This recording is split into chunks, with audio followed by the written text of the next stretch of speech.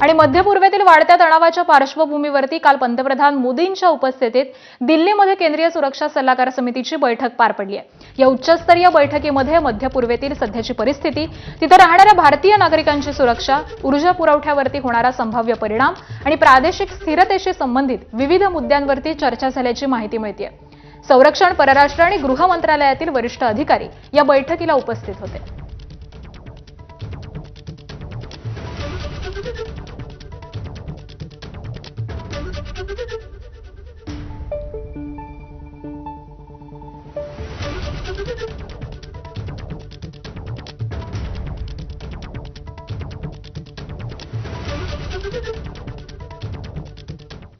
आणि याच सगळ्या युद्धजन्य परिस्थिती संदर्भामध्ये आपण अधिक विश्लेषण जाणून घेऊयात। निवृत्त मेजर जनरल अनिल बामसर सध्या आपल्या सोबत आहेत। बामसर नमस्कार, एबीपी माझा मध्ये आपलं स्वागत आहे। खरं तर ही जी परिस्थिती उद्भवलेली आहे ती आता नेमकी कधी थांबणार हाच प्रश्न अवघ्याला जगाला पडलेला आहे। तिकडे ट्रम्प असं म्हणतात की जवळपास 1 महिना लागेल की ही सगळी परिस्थिती सुरळीत व्हायला। अमेरिका आणि इस्रायलने छेडलेले हे युद्ध आता किती दिवस चालेल, इराणचा प्रतिकार हा वरचेवर कमी होईल असं तुम्हाला वाटतंय का?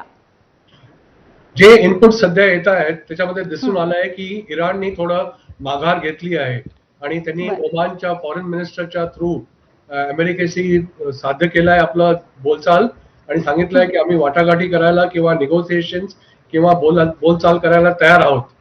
हे जर का खरं असेल आणि ट्रम्पचा पण स्टेटमेंट होतं की तुम्ही थोडा उशीर केला पण काही हरकत नाही, मी तुमच्याशी बोलायला तयार आहे आणि आपण वाटाघाटी करू ऑन कंडिशन्स जे यूएसला मंजूर आहेत आणि इराणला पण मंजूर होतील। जर का हे स्थिती आली आणि वाटाघाटी झाल्या आणि निगोसिएशन झाले तर लवकरात लवकर संपुष्टात येऊ शकतं। पण जर का इराणनी अग्रेसिव्ह नेचर दाखवलं आणि सांगितलं की आम्ही रिटॅलिएट करू आणि रिटॅलिएट केलं तर परिणाम दूरगामी होतील आणि मग तेव्हा ही लढाई आणखीन दूर जाईल आणि मग हे चिघळत जाईल आणि ह्याचा परिणाम काय होतील आणि कुठल्या टोकाला जाईल हे सांगता येत नाही। पण सध्याचे जे इंडिकेटर्स आहेत ते थोडे पॉझिटिव्ह आहेत आणि आपण विचार करू शकतो की ह्याच्यामध्ये काही ना काही चांगलं बाहेर येईल। बरं, तुम्ही जर सर जसं म्हणताय की सध्याची परिस्थिती ही पॉझिटिव्ह दिसतेय, परंतु अजून देखील काहीही सांगता येत नाहीये। या आधी जर आपण पाहिलं तर युद्धामध्ये फक्त 3च देश होते, पण आता ब्रिटन आणि लेबनॉन या देशांनी देखील आपली भूमिका ही स्पष्ट केलेली आहे, ते देश देखील उतरलेले आहेत।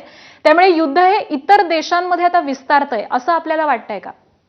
जरूर, कारण आपण पाहतो जे ट्रेडिशनल ऑल वेदर फ्रेंड्स आहेत किंवा त्यांच्यावर स्ट्रॅटेजिक रिलेशन्स आहेत, एकीकडे इराण आहे त्याच्याबरोबर चायना आणि रशिया नेहमी ठामपणे उभा राहतो, दुसरीकडे इस्रायल आहे त्याच्याबरोबर यूएस, अमेरिका आणि यूके आणि इस्रायलचं एक ऍक्सेस आहे, हे नेहमी बरोबर असतात।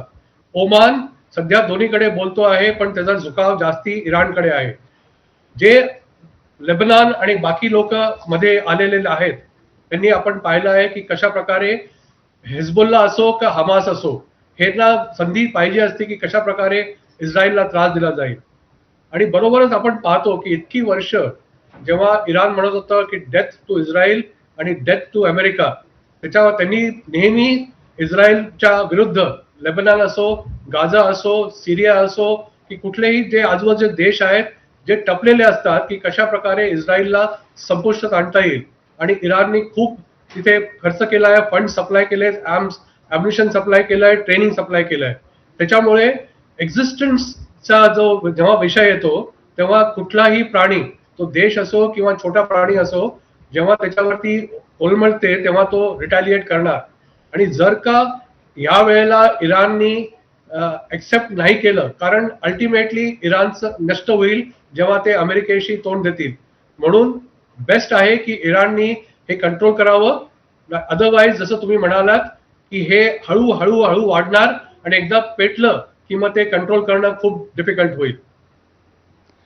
बरोबर आहे, त्यामुळे आता इराणच्याच भूमिकेकडे सगळ्यांचं लक्ष लागलेलं आहे। पण बामसर, यामध्ये अजून एक महत्त्वाचा असा प्रश्न आहे, तो म्हणजे या युद्धाचे भारतावरती नेमके काय परिणाम होतील? म्हणजे कच्चं तेल हे महाग होतंय, आज शेअर बाजाराची देखील अगदी नुकतीच बातमी आलेली आहे, शेअर बाजारामध्ये घसरण झाली आहे। जागतिक या सगळ्या अशांततेमुळे गुंतवणूकदार देखील आता धास्तावलेले आहेत। त्यामुळे भारत या सगळ्याचा आता कसा सामना करेल, कसा सामोरं जाईल? भारतावरती डेफिनेटली इफेक्ट होईल, एक शॉर्ट टर्म मध्ये होईल आणि एक लॉंग टर्म मध्ये होईल। कारण आपण पाहतो की आपलं जे एनर्जी रिसोर्सेस आहेत हे जवळजवळ 54% to 60% UAE correction middle east वरती डिपेंडेंट आहेत. आपण पाहतो आपला UAE third largest trading partner आहे. सौदी अरेबिया जवळजवळ फोर्थ लार्जेस्ट ट्रेडिंग पार्टनर आहे. आपला जेव्हा इंटरेस्ट या मिडल ईस्ट एरियामध्ये आहे, आपले जे छबार पोर्ट असो किंवा इलेक्ट्रिया आणि युनानमध्ये पोर्ट्स असो, हे आपल्यासाठी खूप इम्पॉर्टंट आहेत. आणि जेव्हा आपल्याला ट्रेड करायचं, कुठलाही देश पर्सनल इंटरेस्ट पाहतो. अमेरिका आपलं पाहतो, भारताने आपलं पाहायचं असतं. लॉंग टर्म मध्ये आजच्या तारखेमध्ये आपण जर का पाहिलं तर आपल्याकडे एनर्जी रिसोर्सेस आहेत. जवळजवळ 15 ते 17 दिवसांचा स्टॉक किंवा क्रूड आपल्याकडे आहे, जे रिफायनरीमध्ये अवेलेबल आहेत. पण 15 ते 20 दिवसाच्या नंतर सगळीकडे बोंबाबोंब झाल्यानंतर एनर्जी रिसोर्सेस कोणाला मिळतील हे आपल्याला पाहावं लागेल. लॉंग टर्म मध्ये फक्त भारतच नाही तर पूर्ण जगभर इफेक्ट होईल आणि इकॉनॉमिकली, स्ट्रॅटेजिकली, डिफेन्स रिलेटेड सगळ्या गोष्टींमध्ये याचा झळ पोहोचेल. तर जितक्या लवकरात लवकर हे संपुष्टात येईल तितक्या लवकरात लवकर हे बरं होईल. आणि जसं तुम्ही म्हणाला की मार्केट पण पूर्ण जेव्हा ओपन झाले सकाळी, हे एक्सपेक्टेड लाईन्स वरती होतं. जेव्हा कुठे काही घडामोडी होतात पूर्ण जगामध्ये, मार्केट्स जितके पण आहेत की भारताचा असो, हाँगकाँगचा असो, युएसचा असो, जपानचा असो, चायनाचा असो, हे नेहमी यांच्यावरती इफेक्ट होतं आणि हे पूर्ण जगाला इफेक्ट करतं. त्यामुळे जे नुकसान होईल ते नेहमीच सगळ्या जगाचं होतं. म्हणून मी नेहमी म्हणतो की युद्ध हे it is not a ultimate solution and war is never a solution. वाटाघाटी करून हे संपवणं खूप जरुरी आहे. अगदी बरोबर आहे बामसर, तुम्ही म्हणालात तसं या सगळ्याच परिस्थितीचे जगावरती आता परिणाम होणार हे तर निश्चित आहे. पण एकीकडे ट्रम्प म्हणतायत की ही सगळी परिस्थिती निवळण्यासाठी जवळपास 4 आठवडे लागू शकतात. 1 महिन्याचा काळ हा फार मोठा काळ आहे. तुम्हाला काय वाटतं की ट्रम्प यांचा जो हेतू होता तो यामध्ये साध्य होताना दिसतोय? बिलकुल. जर का आपण मी थोडा बॅकग्राऊंड मध्ये पण घेऊन जाईन. जेव्हा जून 25 मध्ये अटॅक झाला होता, 12 डे वॉर, 13 जूनला हमला झाला होता. आपण नेहमी नोटीस करतो की जेव्हा कधी डील ऑलमोस्ट होण्यासारखी असते, यावेळेला पण तेच झालं, तेव्हा पण तेच होणार होतं. आणि अटॅक झाला आणि सांगितलं गेलं की आमचं एक्झिस्टन्स वरती धोका आहे, म्हणून इस्रायलनी अमेरिकेची परमिशन घेऊन तेव्हा स्ट्राईक केला होता. तो पण प्रिएम्प्टिव्ह स्ट्राईक होता. सॅटर्डेला जो स्ट्राईक झाला तो पण प्रिव्हेंटिव्ह होता. आणि आपण पाहिलं होतं की टायमिंग वेगळे होते. का वेगळे होते? कारण इंटेलिजन्स इनपुट्स आपल्याकडे अवेलेबल होते की त्यांचं लिडरशिपची मीटिंग होते आहे. आणि आपण पाहिलं, जसं तुम्ही प्रस्तावनेत बोलले होते की एका शॉटमध्ये कितीतरी मॅक्सिमम अपेक्स लिडरशिपला त्यांनी संपवलंय. आता डोनाल्ड ट्रम्प जेव्हा म्हणतात की it can last for 4 weeks, ह्याच्यामध्ये एक त्यांचं महत्वाचं गोष्ट अशी आहे की 4 weeks आम्ही सस्टेन करू, पण तुम्ही सस्टेन करू शकत नाही.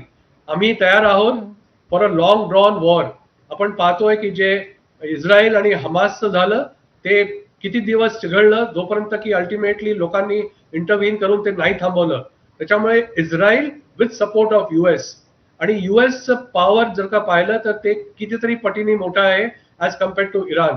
आणि रशिया आणि चायना डायरेक्टली इन्व्हॉल्व नाही होणार, ते बॅकग्राऊंड मध्ये इन्व्हॉल्व होतील. May be they will involve with weapons and funds, पण मॅनपॉवर इन्व्हॉल्व होणार नाही.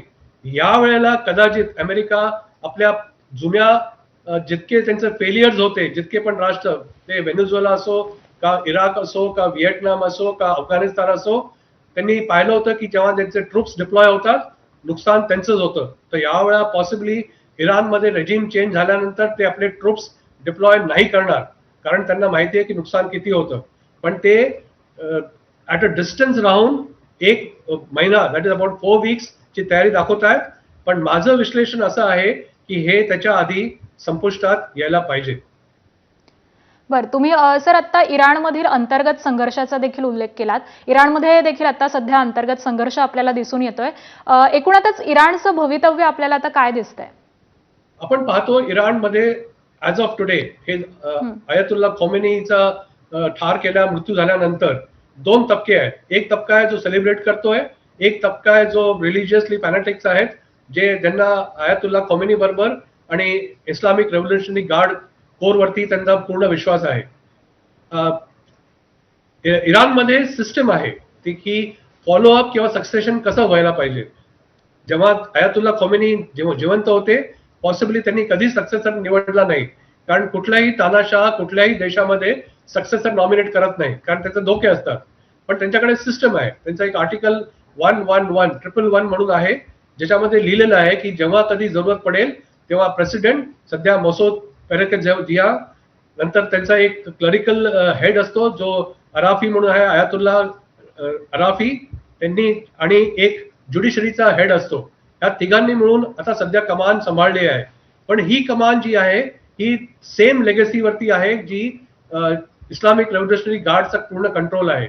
तर जितक्या लवकर हे नवीन गार्डला स्टेबिलाइज न होता आणि वाटाघाटी करून यांना टेबलवरती आणलं नाही तर हे कम्प्लीट इराण अस्थिर होईल, आणि अस्थिर झाल्यानंतर कम्प्लीट इराणचं नुकसान होईल. हे इराण लोकांना पण माहिती आहे, कारण त्यांना तिथल्या लोकांबद्दल माहिती आहे की कोण सपोर्ट मध्ये आहे विथ ऑपरेशन आणि कोण नॉन सपोर्ट मध्ये आहे. त्याच्यामुळे त्यांना लवकरात लवकर काही ना काही निर्णय घ्यावा लागेल. ऍज ऑफ नाऊ ते दर्शवत आहेत आणि व्हिज्युअल्स आहेत आणि ऑप्टिक्स आहेत की तिथे आमचे स्टेबिलिटी आहे आणि आम्ही कंट्रोलमध्ये आहोत. अगदी बरोबर आहे. त्यामुळे इराणनं आता लवकरात लवकर माघार घेणं किंवा कुठेतरी थांबणं हे इराणच्या स्वतःसाठी अत्यंत महत्त्वाचं असणार आहे, जसं तुम्ही आता विश्लेषण केलं. पण एकूणातच ही सगळी परिस्थिती पाहता आता जागतिक लेवलवरती ह्याचे नेमके कसे पडसाद दिसू शकतात? किती मोठा फटका आहे हा? खूप मोठा फटका आहे. जेव्हा, कारण मिडल ईस्ट एक खूप इम्पॉर्टंट प्रॉव्हिन्स आहे पूर्ण जगाचा, ज्याच्यामधून सगळं काही वाहतूक होते, स्पेशली बाय सी रूट्स. त्याच्यामुळे प्लस ऑइल साठे मॅक्सिमम इथेच आहेत. आपण म्हणतो व्हेनेझुएलामध्ये इंडिव्हिज्युअली मॅक्सिमम साठा आहे, पण कलेक्टिव्हली पाहिलं तर मिडल ईस्ट मध्ये oil is the only way of living. आपण पाहिलं जेव्हा अमेरिकेने इराकवरती हल्ला केला, सांगितलं की weapons of mass destruction narrative वरती ते पुढे गेले होते. एम काय होता? तिथले ऑइल वेल्सला काबीज करायचा. इराकने जेव्हा कुवेटवरती हमला केला होता, एम काय होता? Oil wells. सो ऑइल आणि क्रूड हे एक बेसिस आहे कम्प्लीट इकॉनॉमीचं ऑल ओव्हर द वर्ल्ड. आणि आता आपण पाहत होतो की अमेरिकेचं वर्चस्व जे 2025 पर्यंत होतं, ज्याच्यामध्ये ट्रेड डील मध्ये म्हटलं होतं की पेट्रोल डॉलर्स, म्हणजे जिथे कुठे पेट्रोल आणि ऑइलचा ट्रेडिंग होईल ते फक्त डॉलर्स मध्ये होईल. आणि हे 25 नंतर संपल्यानंतर आपण पाहिलं इंडिया रशियाने केलं, रुबल्स मध्ये केलं. इंडिया युरोपियन युनियन वरती युरोज मध्ये घ्यायला तयार आहे. त्याच्यामुळे त्यांचं वर्चस्व कमी झाल्यामुळे अमेरिकन इकॉनॉमीवरती स्ट्रेट अवे परिणाम होऊ शकतो. आपण इमॅजिन करा अमेरिकेचं लेवल काय आहे आणि बाकी देशांचं लेवल काय आहे. Just to give an example, अमेरिकेकडे 11 एअरक्राफ्ट कॅरियर्स होत आहेत, भारताकडे 1-2 आहेत, चायनाकडे 1 आहे, 1 अजून बनत आहे. दॅट इज द डिफरन्स आणि that is the level of competence आणि लेवल्स ऑफ फोर्सेस जे अवेलेबल आहेत. आणि तकनिकी अमेरिका पुष्कळ पुढे आहे, पण पूर्ण जगावरती याचा इफेक्ट होईल, कारण कुठलाही part of the world will not be non effective. तिकडे युक्रेन रशिया चालूच आहे, ते पण सध्या थोडं शांती दाखवत आहेत, कारण इकडे युद्ध चालू आहे. डेली स्कर्मिशेस चालू राहणार. अफगाणिस्तान पाकिस्तान चालूच आहे. आणि मी नेहमी म्हणतो की कुठलेही जे कॉन्फ्लिक्ट होतात तो योगायोग नसतो. एव्हरीथिंग इज कनेक्टेड आणि काही ना काही त्याचं कारण असतं की हे सगळं होत राहतं. त्याच्यामुळे वर्ल्ड बॉडीवरती इकॉनॉमिकली, स्ट्रॅटेजिकली, पॉलिटिकली खूप मोठा डिफरन्स होणार आहे. नक्कीच. त्यामुळे आता आगामी काळामध्ये नेमकं काय घडतं हे पाहणं महत्त्वाचं असणार आहे. धन्यवाद सर, तुम्ही हे सगळं विश्लेषण केलं, मार्गदर्शन केलं, याबद्दल आभार आपले. धन्यवाद. जय. आणि यासोबतच बुलेटिनमध्ये एक छोटासा ब्रेक घेतो.